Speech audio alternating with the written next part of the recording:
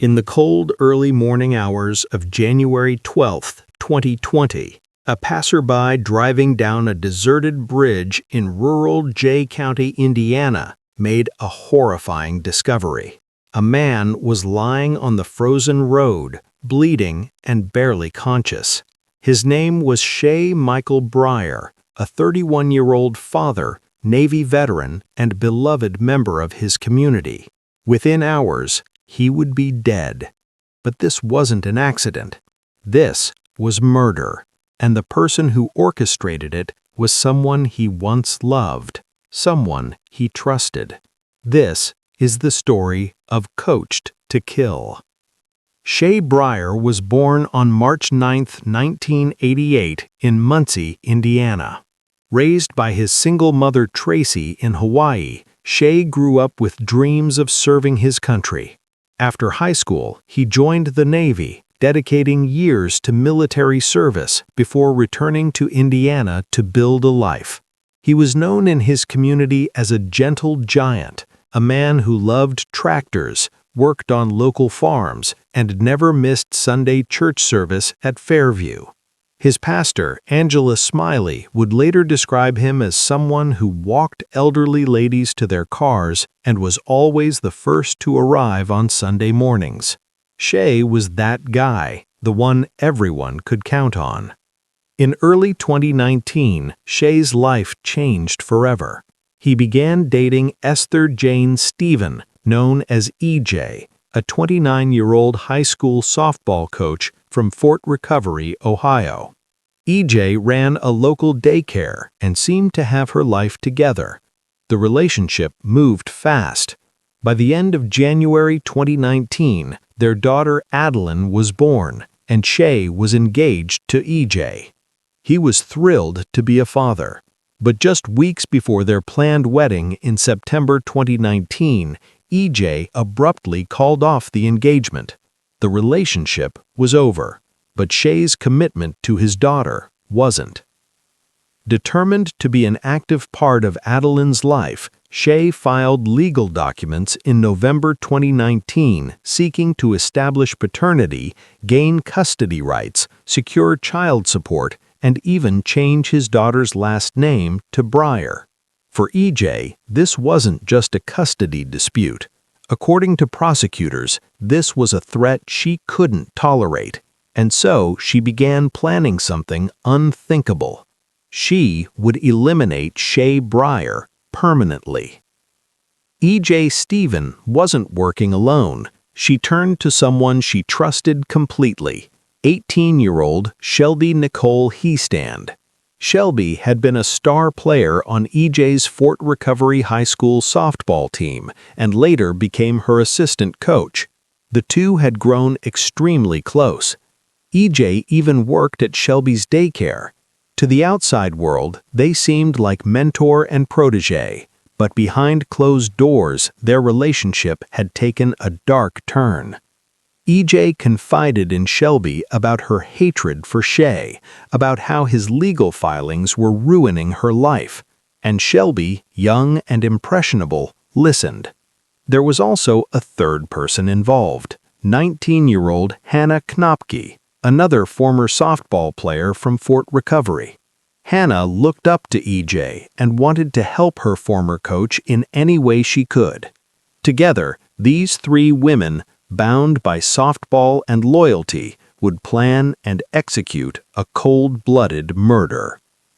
The seeds of the plot were planted months before the killing. EJ frequently visited the home of Christy Cibre, a former police officer and acquaintance. Christy would later testify that EJ and Shelby came to her house multiple times, discussing ways to get rid of Shea. At first, Christy thought EJ was just venting her frustrations. She heard them talk about using a hammer to beat him, about drugging his drinks, even about poisoning him. One time, EJ admitted to crushing ibuprofen pills and putting them into Shea's tea during a visit, hoping to make him sick enough to miss a custody hearing. Shea drank the entire glass, but nothing happened. Christie dismissed it as harmless venting at the time. She had no idea how serious EJ really was. Then, in December 2019, just 1 month before the murder, Shelby sent EJ a chilling text message. It read, "I'm killing that bastard with my own 2 hands." This wasn't idle talk anymore. This was intent. This was a promise. On the evening of January 11th, 2020, the plan was set into motion. EJ dropped her daughter off at Christie Cibray's house, telling her she needed a babysitter for the night. Then she met up with Shelby Heestand and Hannah Knopke. Shelby brought her .22 caliber rifle from home, and the 3 women took Hannah's parents' van. Earlier that day, they had even test-fired the rifle in a church parking lot to make sure it worked. Everything was ready. Just after midnight, EJ made a phone call that would seal Shea Briar's fate. She called him and asked if he wanted to hang out. Shea, still hoping for some kind of amicable co-parenting relationship, agreed. He had no idea what was waiting for him. The 3 women picked him up in the van, and they drove around rural Jay County. Their destination? A remote, isolated bridge on County Road 125 West. EJ had chosen the location ahead of time, precisely because no one would be around. When they arrived at the bridge, EJ and Shea stepped out of the van. She distracted him, engaging him in conversation, while Shelby and Hannah quietly exited the vehicle behind them. Shelby raised her rifle, took aim, and fired a single shot into Shea's back. The bullet tore through his body, piercing his heart. Shea collapsed immediately, his blood pressure dropping within seconds. He was still alive, groaning in agony, but EJ showed no mercy. She took his cell phone and threw it into the river below the bridge, ensuring he couldn't call for help. Then the 3 women drove away, leaving Shea bleeding and dying in the freezing cold. At approximately 2 a.m., a passerby spotted Shea lying in the road and called 911. When first responders arrived, they found him fading in and out of consciousness with abrasions on his arms and hands. Officer Aaron Stronchek's dashcam captured the heartbreaking scene as he tried to get answers from the dying man. "Briar, what happened to you?" the officer asked, but Shea couldn't respond. He was airlifted to a nearby hospital and then transferred to Lutheran Hospital in Fort Wayne. Despite the doctor's best efforts, Shea Michael Briar was pronounced dead. He was 31 years old. The investigation moved quickly. Detective Ben Schwartz of the Jay County Sheriff's Office was assigned to the case. Jay County was a small, rural farming community where murders almost never happened. This case shook everyone. Detectives immediately began digging into Shea's life, trying to piece together what happened. On January 13th, the day after the murder, they interviewed E.J. Stephen. She claimed she hadn't seen Shea recently, but phone records told a different story.